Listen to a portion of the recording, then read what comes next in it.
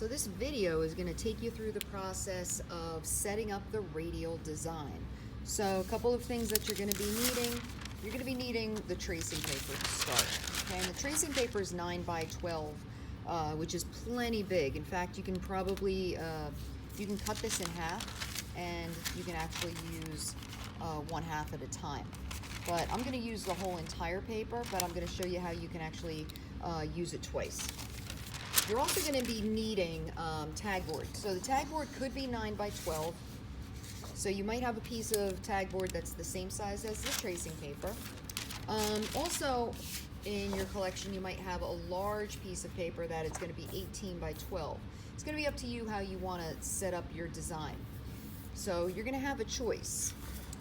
Your project could be 12 inches using the 12 by 18 inch paper. We'll cut this into a square.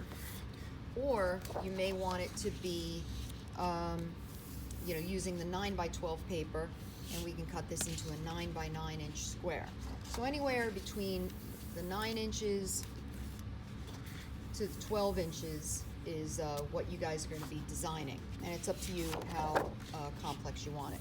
So start off with the tracing paper, and we're going to be folding this so we get a nice 45-degree angle. So you're going to take the paper and you're going to grab one of the short ends, one of the corners, and you're going to fold it up. So in this case, the right side is going to line up with the top of the paper, and you want to make sure that the fold happens right at that corner. So you bring up the paper up to there, and I tend to just find that corner there and I pinch it.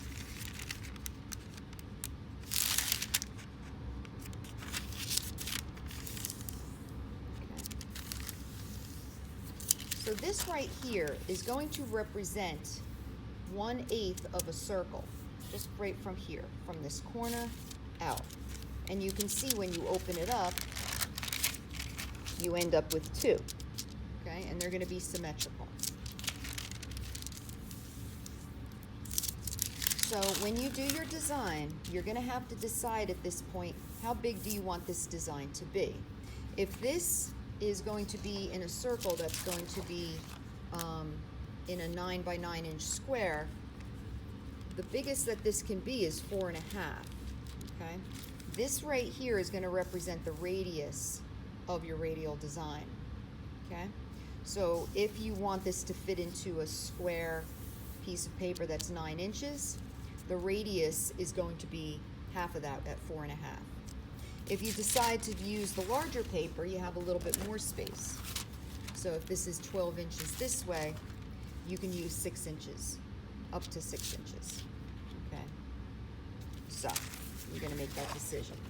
Take your ruler and just give yourself a little mark. Let's say that I want this to be, 10 inches. Okay. So I'm gonna make a mark at 5, just right there. And then I'm gonna make another mark at 5 on the corner here.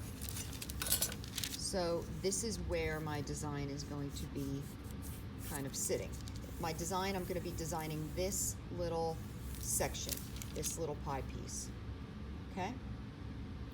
If I wanted it to be smaller, if I wanted it to be the 4.5, because I want it to fit on the 9, I would measure it at 4.5, somewhere around there, okay? So then this cone is going to be smaller, okay? The maximum you can make this is 6 inches. That's the very, very maximum. That's going to be if you want to put it on a large 12 by 12 inch square. Okay, the smallest, let's not go any smaller than 4. So you'll have an 8 inch circle. Okay, so once you're done with this, you are going to design something here. Now, first of all, this arc here, you can make this into any sort of shape you want. Okay, if you wanted to make it wavy, if you want to make it jagged, zigzag, it doesn't have to be an arch of a circle. Okay, So, and it's at this point that you probably start off with lines and you split up this space into a few different smaller spaces.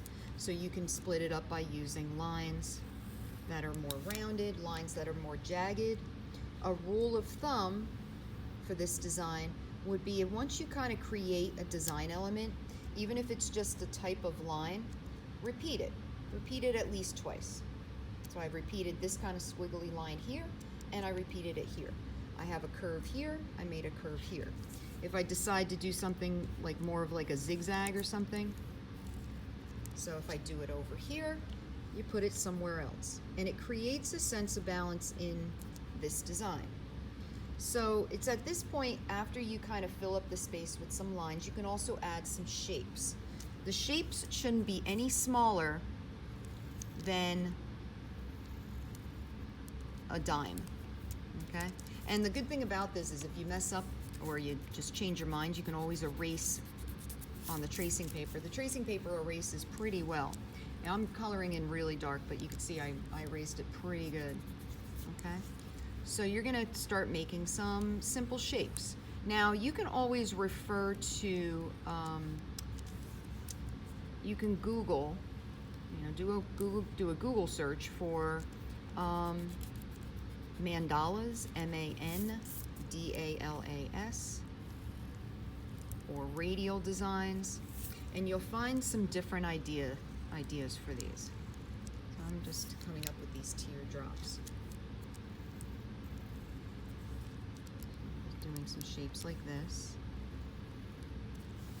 Okay, and notice I repeated it, okay? So I'm just gonna keep going with some design ideas, and I'm just gonna be repeating it in a bunch of places.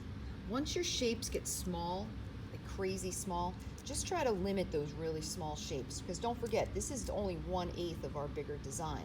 You're gonna have to redo this 7 more times. So you can also put lines breaking up the spaces behind the shapes. So it's really kind of up to you how you make this design look. Okay? So I'm just keep adding lines, and I'm splitting up the spaces. If you add a different element, you just want to repeat that element somewhere else. Again, for a sense of balance in your design. So I did it over here. Maybe I want to do a smaller one down here.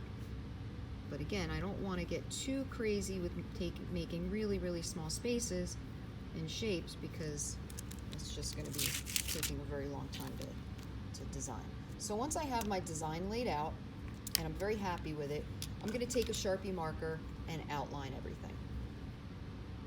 So I'm just going to stop, and I'll continue in a minute. So I traced out everything in a Sharpie marker, and it was kind of nice. I used a thick Sharpie marker, so it kind of forced me to not draw very, very small design elements, because if I drew very small design elements with the Sharpie marker, it would just, they would be just too blotchy. You wouldn't be able to see them. So, yeah, this looks good. If I want to at this point, I could take an eraser and clean it up a little bit, but I think I stayed on the lines pretty well. I don't think I really need to erase it. I am going to erase this line right here because I'm not using it. It's at this point that I'm going to turn my tracing paper upside down so I can see the Sharpie marker lines through. Now what's helpful is if you work on a light surface, I'm just going to use the paper for just demonstration purposes, and I'm going to go over this again and trace out my whole design. I want to be very careful to stay very consistent. I want to trace these out so they're exact. I'm going to trace it out in pencil and then go over it in a marker. Alright, so I did trace it out in Sharpie, and now when I open it up, you can see now this is my 1/4 of a design. You can see this is 1 quadrant, and if you can kind of visualize, this is going to be repeated 4 more times, or 3 more times. 1, 2, 3, 4 all together. It's at this point where if I wanted to add some lines right down the middle here, just to kind of add a little bit more elements, I can do that. And also you want to just make sure that everything is connected. So I'm going to put a line right here. And even if I wanted to add some stuff, I can add it to this side, fold the paper up again. If there was any other lines that I wanted to add, I can put them on this side, but then I would have to flip it over and get it on the other side, just like that, okay? So when you're done with this part, you're now gonna be ready to create your whole radial design. So I decided to use something that's 5 inches. So this would not fit on this 9-inch paper. It's just gonna hang off the edge. So I won't be able to use the smaller paper. I'm gonna use the larger paper. So what I'm gonna do, whether you're using the large paper or the small paper, you wanna cut this into a square. So I'm gonna show you on the smaller paper, but the same rules are going to apply. So if this is 9 inches, you could double check, this is 9 inches, you're gonna mark it at 9 inches over here, this way. Use a pencil for this.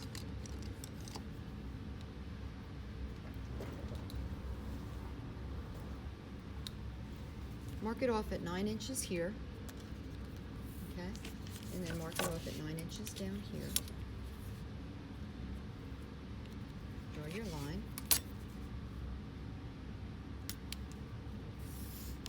Take a pair of scissors and cut that line.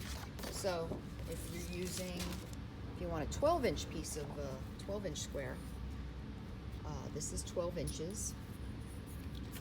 My camera's too close, so you won't be able to see the entire paper, but you can see I'm marking it here at 12.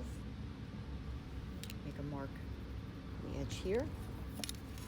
Do the same thing on top.